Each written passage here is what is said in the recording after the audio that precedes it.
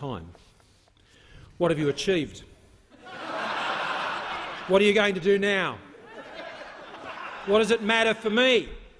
These are the questions Australians are asking and want answered tonight, Mr Speaker. So let me get to it. A stronger economy, more jobs, guaranteeing essential services, the government living within its means. That is what this budget is about. The Australian economy is now pulling out of one of the toughest periods we have faced in generations. The global financial crisis was significant, but coming off our once-in-a-100 years mining investment boom had an even bigger impact, ripping $80 billion out of our economy over the 4 years to 2016-17. This directly impacted Australians and their families, including holding back wages. During this difficult time, the government has been working to strengthen the Australian economy and get the budget back on track. And we've been making real progress. The Australian Bureau of Statistics figures show that almost 1 million jobs have been created since we were first elected, as promised. More than 1,000 jobs a day last year alone, 3/4 of which were full-time. Businesses are responding to improved conditions by investing again. Confidence is up. More new businesses are being started. We've backed small and medium-sized businesses with legislated tax cuts and investment incentives. We invested at record levels to build the roads, railways, airports and energy infrastructure Australia needs for the future. Landmark export trade deals are backing our farmers, miners, manufacturers and service industries to crack new markets. We've made responsible budget savings, $41 billion legislated since the last election to get spending under control. We are no longer borrowing money to pay for everyday expenditure like welfare payments, no longer on the credit card. We have retained Australia's international AAA credit rating from all 3 agencies, only one of 10 countries in the world to do so. Our national economy is strengthening, but it is also true that the benefits are yet to reach everyone, and this will take more time. That is why it is important to stick to our plan. There is more to do. We cannot take a stronger economy for granted. We live in a very competitive world. If we make the wrong calls, other countries will cut our lunch. There is a lot to gain and there is much to lose. We can't ease off. In this year's budget, there are 5 things we must do to further strengthen our economy to guarantee the essentials Australians rely on. 1. Provide tax relief to encourage and reward working Australians and reduce cost pressures on households. 2. Keep backing business to invest and create more jobs, especially small and medium-sized businesses. Guarantee 3. The essential services that Australians rely on, like Medicare, hospitals, schools and caring for older Australians. 4. Keep Australians safe with new investments to secure our borders and, as always, ensure that the government lives within its means, keeping spending and taxes under control. That's our plan. Mr Speaker, I will turn first to the key financial outcomes in this year's budget. In 2017-18, the budget deficit will be less than half what it was just 2 years ago at $18.2 billion. This will be the best budget outcome since the Howard government's last budget a decade ago. The deficit will fall again to $14.5 billion in 2018-19. The budget is forecast to return to a modest balance of $2.2 billion in 2019-20. And to projected surpluses of $11 billion in 2020-21 and $16.6 billion in 2021-22. Over the medium term, the surplus is projected to rise to over 1% of GDP without breaching our tax speed limit, consistent with our fiscal strategy. The forecast outcome for 2019-20, as always, is subject to Treasury's assessment of economic conditions at the time of the budget. As a government, we have put constraints on how much we spend and how much we tax to grow our economy and responsibly repair the budget. Real expenditure growth remains below 2%, the most restrained of any government in more than 50 years. This will see government spending fall to 24.7% of GDP, below the 30-year average over the forward estimates. We're also keeping taxes under our speed limit of 23.9% of GDP, as set out in our fiscal strategy. Higher taxes to chase higher spending never ends well. Australians always end up paying for it one way or another.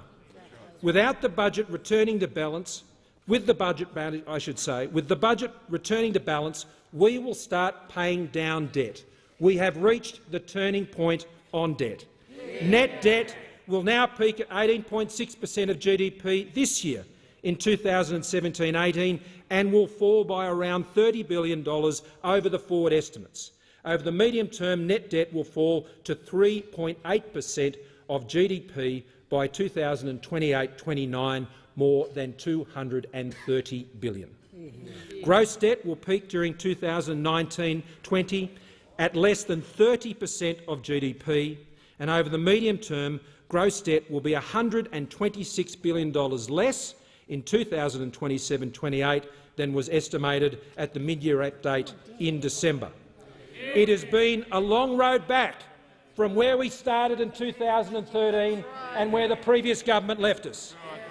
We are close to our destination and we must stick to our plan. Mr Speaker, I turn now to the measures in tonight's budget that form part of our plan for a stronger economy. In this budget, we are providing tax relief to encourage and reward working Australians and to reduce the cost pressures on households. Tonight I announce a 7-year personal tax plan to make personal income tax lower, fairer and simpler. The plan will result in more working Australians paying lower rates of tax. It will be enshrined in legislation. The plan has 3 parts. 1. Tax relief for middle and low-income earners now. 2. Protecting what Australians earn from bracket creep. And 3. Ensuring more Australians pay less tax by making personal taxes simpler. Under our personal tax plan, 94% of Australian taxpayers will pay no more than 32.5 cents in the dollar as a marginal rate.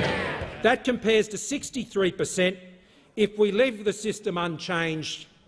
This means more working Australians paying lower taxes on every extra dollar they earn. There must be reward for effort.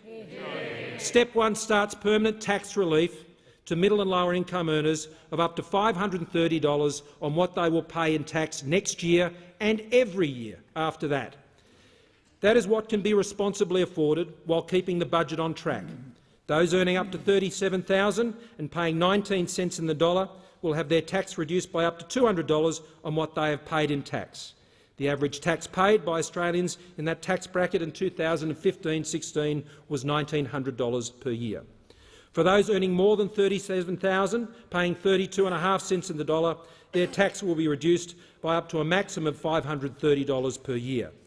4.4 million taxpayers with an income between $48,000 and $90,000 will receive the maximum tax relief of $530. For middle-income households with both parents working on average wages, this will boost their kitchen table budget by more than $1,000 every year. For those earning above $90,000, the tax relief reduces to zero at just over $125,000. Step 1 will be delivered by additional targeted tax offset through annual tax returns. This tax relief will not be clawed back by other increases on tax, including the Medicare levy, which will remain unchanged. Step 2 of the plan ensures that a pay rise, extra overtime or working more hours does not get eaten up by higher tax rates. In the 2016-17 budget, we increased the top threshold for the 32.5 cent tax bracket from $80,000 to $87,000. This kept 500,000 Australians from paying more tax at 37 cents in the dollar. This threshold will now be set at $90,000 from the 1st of July this year. This will stop an additional 210,000 Australians paying 37 cents in the dollar. In 2022-23, we will make more substantial changes. The 37,000 threshold will be lifted to 41,000. stopping 500,000 Australians paying 32.5 cents in the dollar, and the $90,000 threshold will be raised again to $120,000, preventing 1.8 million Australians paying 37 cents in the dollar. Step 3 of the plan makes our tax system simpler. In 2024-25, we will simplify the personal tax system by abolishing the 37-cent tax bracket entirely. Australians earning more than $41,000 will only pay 32.5 cents in the dollar, all the way up to the top marginal tax rate threshold. Under the Turnbull government's personal tax plan, most working Australians earning above $41,000 are likely to never face a higher marginal tax rate through their entire working life.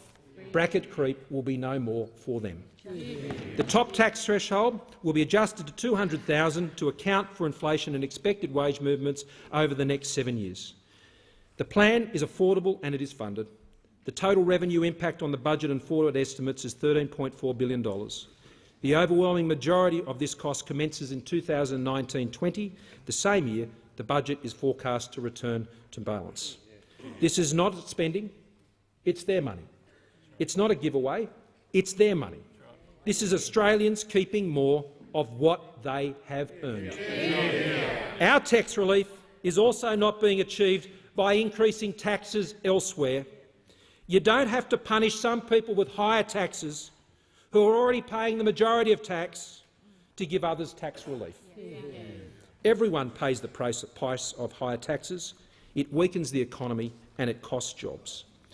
In this budget, there are other ways we're reducing cost pressures on Australian households. Through the Australian Taxation Office, we'll be proactively finding your lost super and have it sent automatically to your active superannuation account, ensuring it doesn't get eaten up in ongoing fees. We are banning exit fees on superannuation accounts for when you want to change funds, because you should be able to do so when you want to. We will stop superannuation funds from forcing young people under 25 or with low balances to pay for life insurance policies they have not asked for or do not need. The pension loan scheme will be open to all older Australians, including full-rate pensioners and self-funded retirees, so they can boost their retirement income by up to $17,800 for a couple without impacting on their eligibility for the pension or other benefits. An expanded pension work bonus will allow pensioners to earn an extra $1,300 a year without reducing their pension payments. For the first time, the bonus will be extended to self-employed individuals who can now earn up to $7,800 per year. We believe it's never too late and you're never too old to start a business. And we will oppose unfair tax grabs on retirees and pensioners by enabling everyone who has invested in Australian companies that issue franked dividends to keep their tax refunds. We will ease financial pressures on families in regional areas by relaxing the parental income test for the access to the youth allowance from the January 1, 2019 by additional $10,000 per annum and additional $10,000 for each additional child. The National Energy Security Board estimates annual power bills will fall by $400 on average for every Australian household from 2020 following the introduction of our National Energy Guarantee. We will maintain our responsible and achievable emissions reduction target at 26 to 28%, and not the 45% demanded by the opposition. That would only push electricity prices up. And we will not adopt the 50% renewable energy target demanded by the opposition, because that will only put electricity prices up. All energy sources and technologies should support themselves without taxpayer subsidies. The current subsidy scheme will be phased out from 2020, and we will keep the pressure on the big energy companies to give you a better deal. Already this has led to households saving several $100s a year. Now, in this budget, the Turnbull government is backing business to create jobs. We have already legislated tax cuts for small and medium-sized businesses. Full implementation of our enterprise tax plan is needed for our businesses to remain internationally competitive, to invest, to create more jobs, boost wages and increase trade for smaller businesses through the supply chain. For small businesses, we will once again extend the instant asset write-off for businesses with a turnover of up to $10 million $10 million for purchases of up to $20,000. In this budget, we are making sure small businesses don't get ripped off by other businesses who deliberately go bust to avoid paying their bills with tough new anti-phoenixing measures. And we will invest more in our people, providing an additional $250 million for the Skilling Australians Fund to deliver business with the people and the skills they need to grow their businesses. Tonight we also announced a new 21st century medical industry plan to create more jobs in this fast-growing sector of our economy. The health sector represents 7% of our economy and 14% of jobs. Our plan will provide more support for medical research projects, new diagnostic tools, clinical trials of new drugs, scientific collaboration and development of new medical technologies that can be sold overseas. In particular, we will back in Australian medical scientists through the largest single investment of the Medical Research Future Fund to date of $500 million over 10 years for Australia to become a world leader in genomic research. This is about building another strong and competitive industry in Australia that will generate income for the nation and jobs, from the white coats in the labs to the workers making new medical devices on the shop floor. But it's not just science and technology in the medical industry we're supporting. The government will invest more than $2.4 billion in Australia's public technology infrastructure. This includes supercomputers, world-class satellite imagery, more accurate GPS across Australia, upgrading the Bureau of Meteorology's technology platform, a national space agency, and leading research in artificial intelligence. It's exciting setting up our manufacturing, agriculture, transport and service industries for success. They rely on this public infrastructure to do their own research, develop new products and services and to run their businesses more efficiently. To support companies genuinely investing in research and development, we are refocusing the R&D tax incentive to give more support to the companies that invest a higher proportion of what they spend in R&D over and above what others would just do anyway. And we're backing farmers to create more jobs. In addition to better weather and GPS services, there will be additional funding to protect against pests, diseases and weeds. We are funding new technology to better detect biosecurity risks, and we will increase our efforts to negotiate away technical trade barriers to agricultural exports in more countries. Our 10-year $75 billion rolling infrastructure plan will continue, strengthening our economy, busting congestion in our cities, making rural roads safer and getting our products to market. Tulla Airport Rail, Western Sydney Airport Rail, Brisbane Metro, Perth Metronet, the M1 upgrade, at a more local level, the Shoalhaven Bridge, Avalon Airport, new works on the Geelong line, an electrification upgrade for the Frankston to Baxter line, the Bridgewater Bridge, the Coffs Harbour Bypass, the Bunbury Outer Ring Road, boosting the Bruce Highway from Pine River to Caloundra, and the notorious Section D from Cooroy to Curra, the Bunteen Highway in the Northern Territory, and the Adelaide North-South Corridor. But we always know that more needs to be done. That's why tonight I'm announcing a $1 billion urban congestion fund to support projects at a state level to fix pinch points and improve traffic flow and safety in our cities. There will also be a $3.5 billion Roads of Strategic Importance initiative upgrading key freight routes. This initiative will boost our regional economies and will be backed in by a new funding round for the Building Better Regions Fund. A strong economy also needs strong, accountable and competitive 21st century banking and financial system. We will continue to roll out our stronger penalties, powers and enforcement to take action on misconduct in the sector. The legislated bank levy will continue and the Australian Financial Complaints Authority will stand up on the 1st of November of this year, and our banking executive accountability regime, already law, starts on the 1st of July. In this budget, we're also moving forward with our open banking regime and the consumer data right, giving small businesses and households more control, more choice and better deals. Mr Speaker, our plan for a stronger economy means the Turnbull government can guarantee the essential services that Australians rely on. Just because you're getting older does not mean you should have to surrender your dignity or your choices. We're living longer. It's a good thing. We want to preserve and increase the choices of older Australians. To support the choice of older Australians who wish to stay at home and avoid going into residential aged care, The government will be increasing the number of at-home care places by 14,000 over 4 years at a cost of $1.6 billion, in addition to the 6,000 additional places provided last December.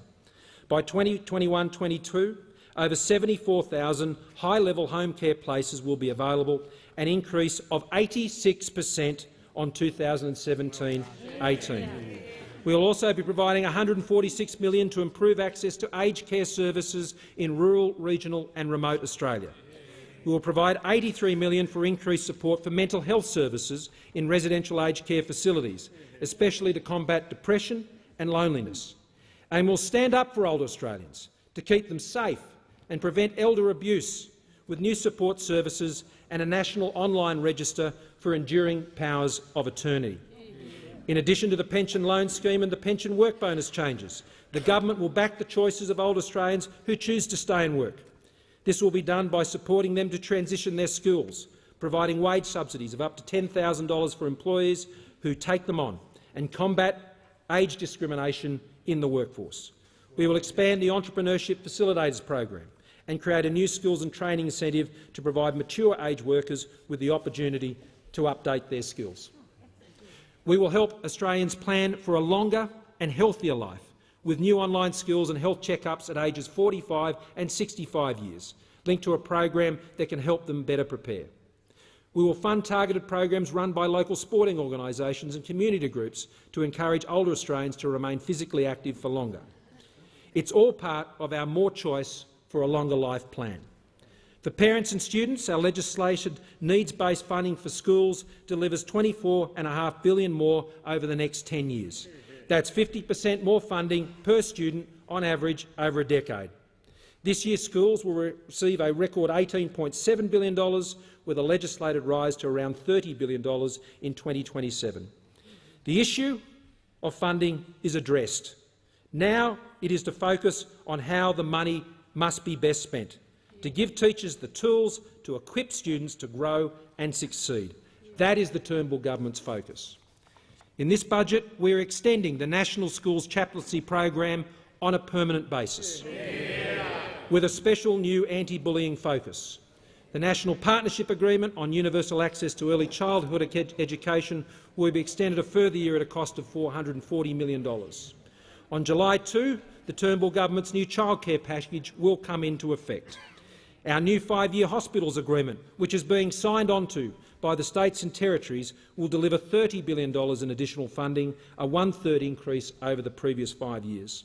And following last year's budget, funding for Medicare and the Pharmaceutical Benefit Scheme, the PBS, has been guaranteed in law.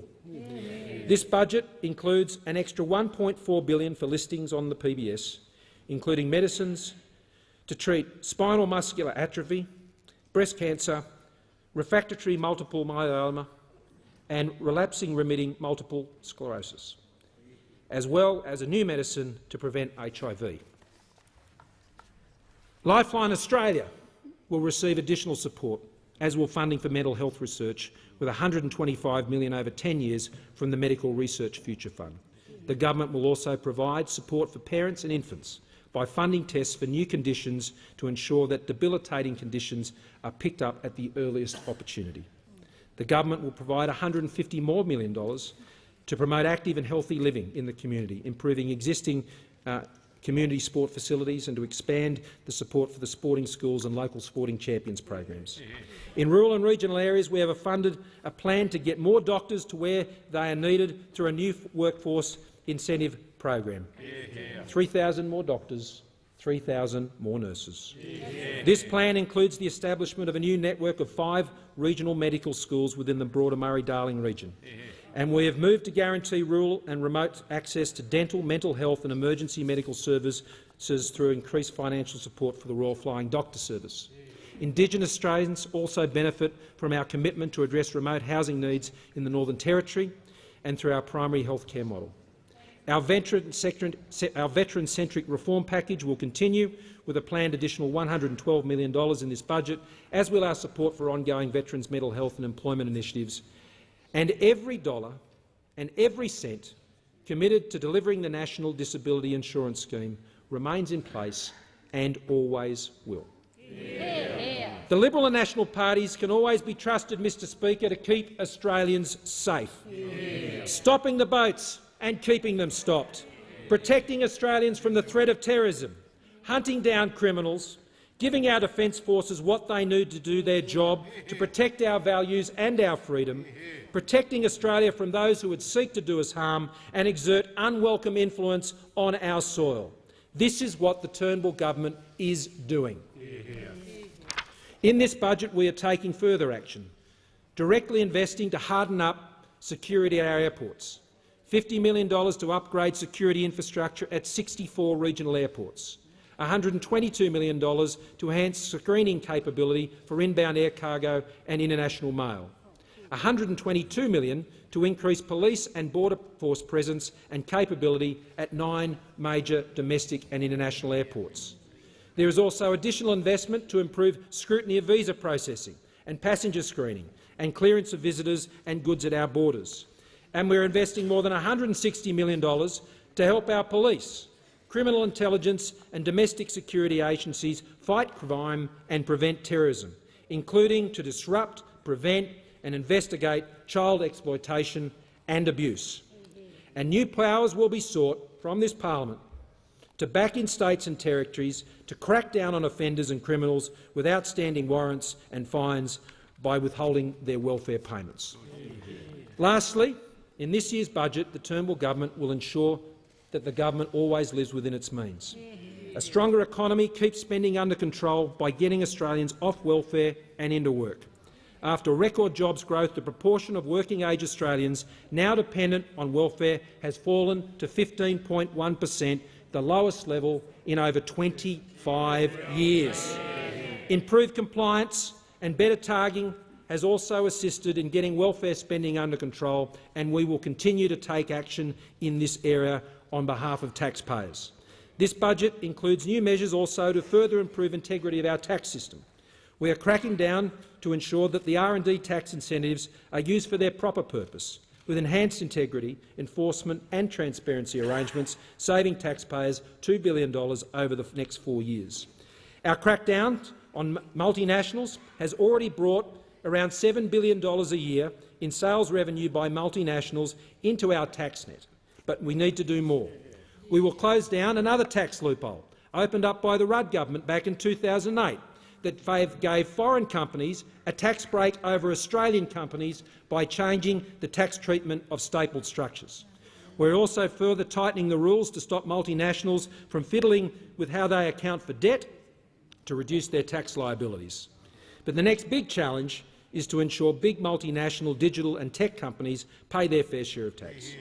Over the past year, I've been working with counterparts at the G20 to bring the digital economy into the global tax net. In a few weeks' time, I will release a discussion paper that will explore options for taxing digital businesses in Australia. At home, we also need to shine the light on the black economy. Taxes should be lower, simpler and fairer, but taxes must also be paid. Honest and fair businesses and taxpayers are being ripped off by those who think they are above paying tax. In response, we will be implementing the recommendations of our Black Economy Task Force, targeting sectors where there is a risk of underreporting of income. This is expected to yield $5.3 billion over the next 4 years. These measures include outlawing large cash payments of greater than $10,000 in the Australian economy. This will be bad news for criminal gangs, terrorists and those who are just trying to cheat on their tax or get a discount for letting someone else cheat on their tax. It's not clever, it's not okay, it's a crime. Mr Speaker, our plan for a stronger economy will create more jobs and guarantee the essential services that Australians rely on. Our record of financial responsibility means that under our plan, Australians can plan for their future with confidence. We must stick with this plan because it's working. We can't afford to risk the alternative. So, to be clear, our plan for a stronger economy is tax relief to encourage and reward working Australians, backing business to invest and create more jobs, guaranteeing the essential services Australians rely on, keeping Australians safe and ensuring the government continues to live within its means. Once again, Mr Speaker, I commend our plan for a stronger economy and this budget to the House.